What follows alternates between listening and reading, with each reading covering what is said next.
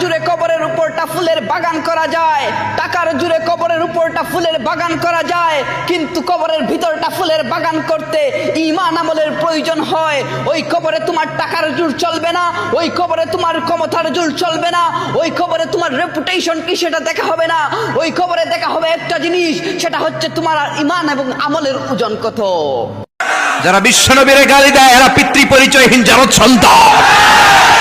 বিশ্বনবীর গালি দিলে কলিজায় আগুন লাগে মুসলমান, আগুন লাগে। কার কার লাগে তো হাত উঁচু করে আল্লাহর দেখা। এই দুনিয়া এমন নাফরমান, চোখ উল্টাতে আপন রক্তের মানুষেরও পর্যন্ত 2টা সেকেন্ড সময় লাগে না।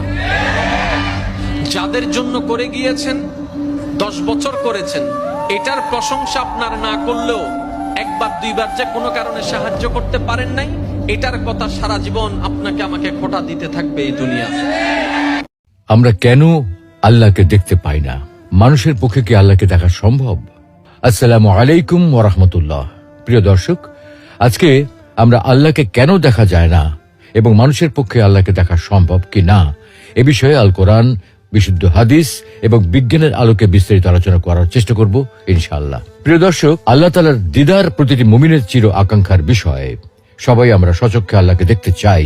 নবী, রাসূল, আল্লাহ সকল প্রিয় বান্দা সকলেই নিজ চোখে আল্লাহকে দেখতে চায়।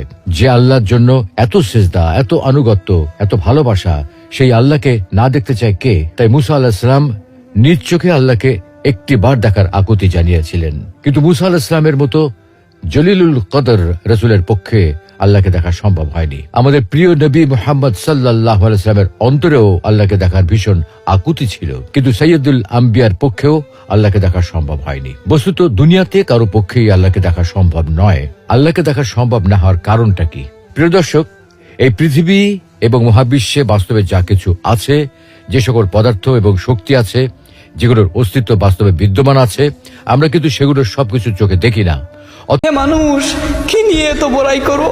তোমাকে কবরে রাখার 3 দিন পরে তোমার নখগুলো খসে পড়ে যাবে, 4 দিন পর তোমার চুলগুলো এবং পশমগুলো ঝরে পড়ে যাবে, তোমাকে কবরে রাখার 5 দিন পর তোমার মগজগুলো পাড়ি হয়ে বের হয়ে আসবে, তোমাকে কবরে রাখার 6 দিন পর তোমার পেটের ভিতরে সব তোমার নাক আর কান দিয়ে বের হয়ে আসবে।